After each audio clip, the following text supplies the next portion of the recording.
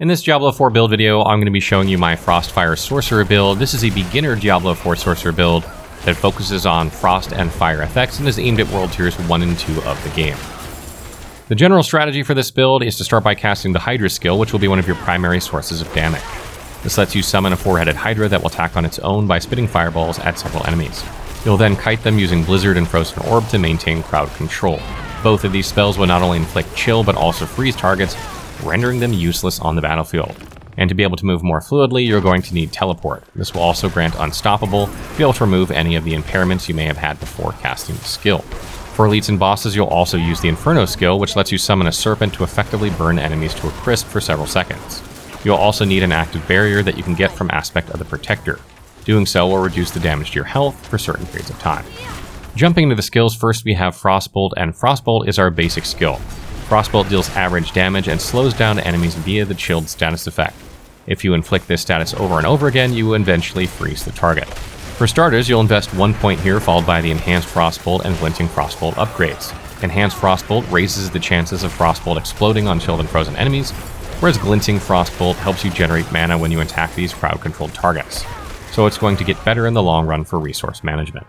Later on, you'll also want to complete the Domhain tunnels in Skazglen to acquire the Aspect of Efficiency.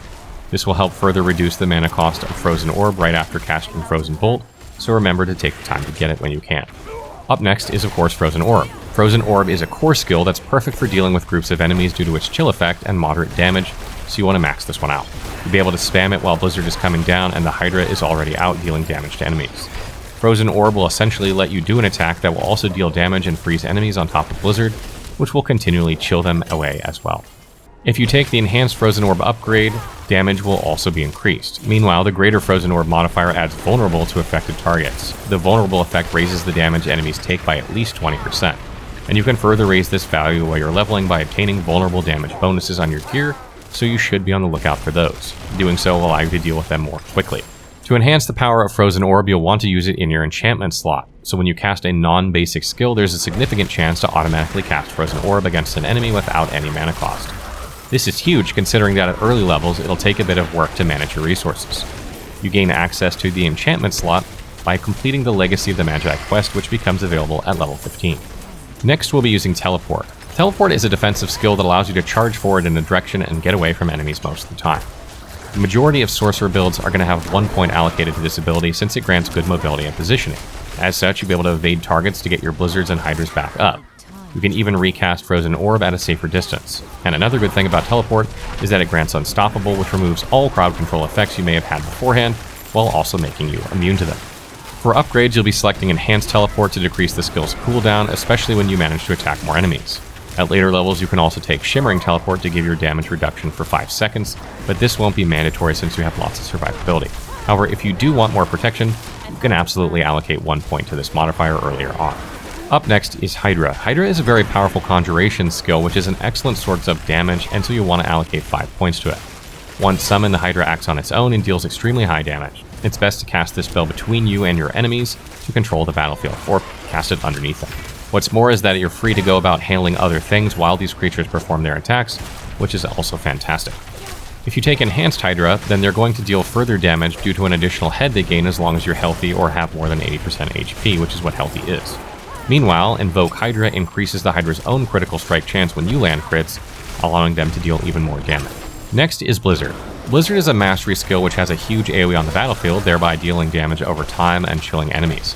Because of its long duration, it works great in combination with Hydra, and it'll allow you to focus on casting Frozen Orb. For this build, you'll be taking the Enhanced Blizzard as well as Wizard's Blizzard upgrades. Enhanced Blizzard increases the damage you deal against frozen targets, whereas Wizard's Blizzard decreases the cost of Frozen Orb while Blizzard is active.